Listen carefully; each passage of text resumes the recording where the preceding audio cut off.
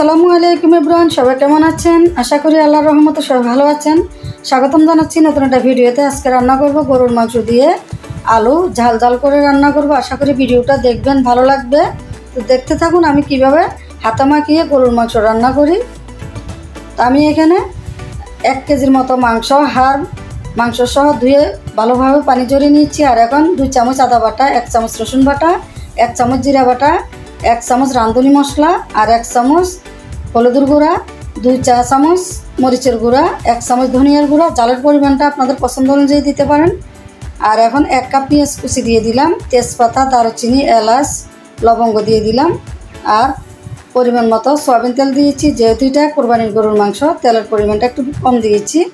তো আমি সব মশলা একসাথে ভালোভাবে মাংসের সাথে হাতে মেখে ভালোভাবে মিশিয়ে নেব।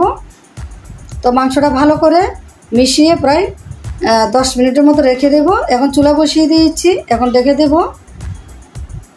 ডেকে দিয়ে কিছুক্ষণের জন্য অপেক্ষা করে নেব। এই তো মাংসটা বলক আসছে, আমি একটু নেড়ে ছেড়ে দেব। আসলে হাতে মেখে গরুর মাংসটা অসাধারণ মজা হয়, আমি খুব পছন্দ করি।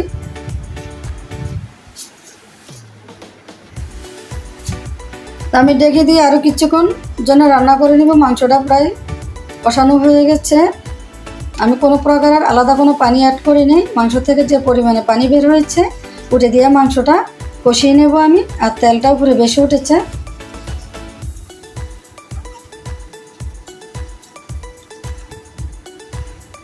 তো ঝোলটা একেবারে শুকিয়ে নিয়েছি।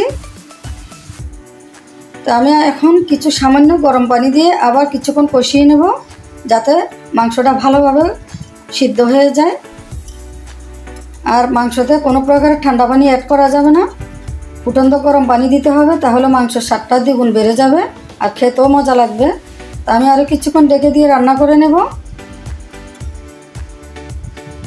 এখন আবার নেড়ে চেড়ে দেবো। মাংসর থেকে বেশি পরিমাণে তেল বের হয়ে গেছে।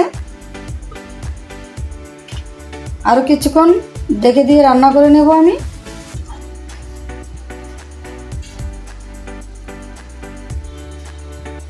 তো মাংসটা কষানো হয়ে গেছে। এখন আমি 2টা বড় সাইজের আলু কেটে ধুয়ে নিয়েছি, 2টা আলু দেবো এখন।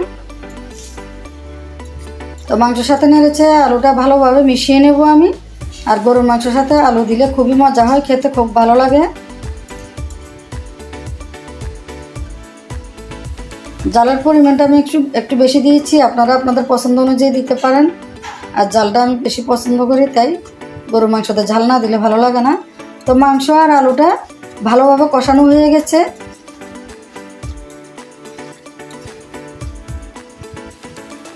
মাংসটা যতই কষাবো খেতে ততটাই ভালো লাগবে।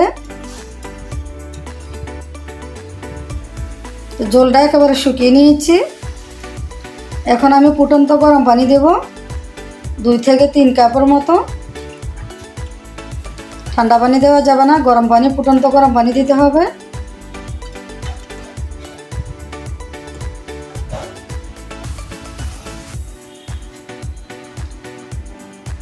তো আমি আরও 1 কাপের মতো গরম পানি দেব, যেহেতু এটা আলু তরকারি, আলুটা পানিটা টেনে নেয়, এর জন্য আরও 1 কাপ পানি অ্যাড করলাম। এখন আমি কিছুক্ষণের জন্য ডেকে দেব। এই তো তেলটা উপরে বেশি উঠেছে, আলু আর মাংসটা প্রায় সিদ্ধ হয়ে গেছে।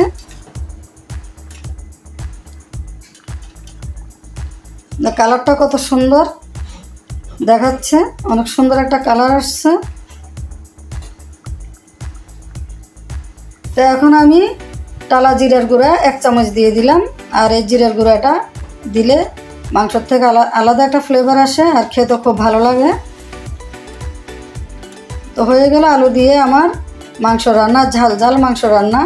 আপনারাও এইভাবে ট্রাই করবেন। দেখেন কালারটা কত সুন্দর দেখাচ্ছে,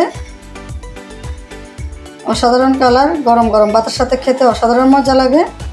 তো আমার ভিডিওটা ভালো লাগলে অবশ্যই আমার চ্যানেলটি সাবস্ক্রাইব করবেন। ভালো লাগলে লাইক কমেন্ট শেয়ার করবেন, লাইক কমেন্ট শেয়ার করতে ভুলবেন না।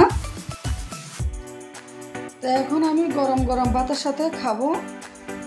অসাধারণ টেস্ট হয়েছে, মাংসটা ঝাল ঝাল। আপনারা এভাবে ট্রাই করবেন। তো আজকের মতো বিদায় নিচ্ছি, সবাই ভালো থাকবেন। ধন্যবাদ সবাইকে, আল্লাহ হাফেজ। সবাই আমার জন্য বেশি বেশি দোয়া করবেন।